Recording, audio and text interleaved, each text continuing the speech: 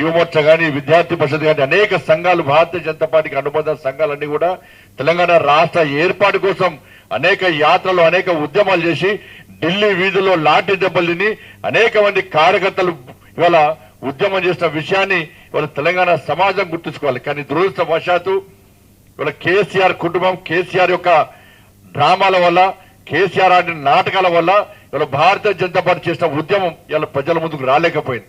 కానీ నిజంగా ఉద్యమం చేసింది భారతీయ జనతా పార్టీ. నిజంగా తెలంగాణ రాష్ట్ర ఏర్పాటులో ప్రధాన భూమిక పోషించింది ఇలా భారతీయ జనతా పార్టీ తప్ప బీఆర్ఎస్ పార్టీ తెలంగాణ రాష్ట్ర ఉద్యమంలో ఎలాంటి ప్రభావం లేని విషయాన్ని గుర్తుంచుకోవాలి.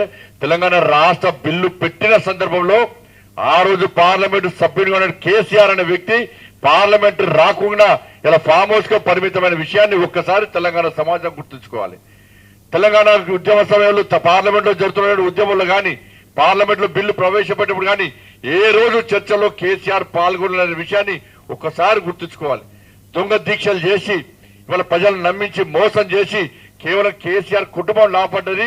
ఇలా అధికారంలోకి వచ్చిన తర్వాత ఏ ఒక్క హామీని నెరవేర్చకుండా తెలంగాణ రాష్ట్ర ఆర్థిక పరిస్థితి ఏ విధంగా దివాలా తీసిందో తెలంగాణ సమాజం గుర్తుంచుకోవాలి. ఇవాళ బీఆర్ఎస్ పార్టీ ఆ విధంగా చేసిందని చెప్పి కసితోని ఇవాళ కాంగ్రెస్ పార్టీకి ఓటేస్తే ఇవాళ కాంగ్రెస్ పార్టీ తెలంగాణ రాష్ట్రాన్ని ఏ విధంగా దోచుకుంటుందో ఒక్కసారి ఆలోచించాలి. ఇవాళ ఈ జనరేషన్ కు RRR cinema generation, Congress party triple C's మొదలుపోతుంది. Corruption, collection, commission.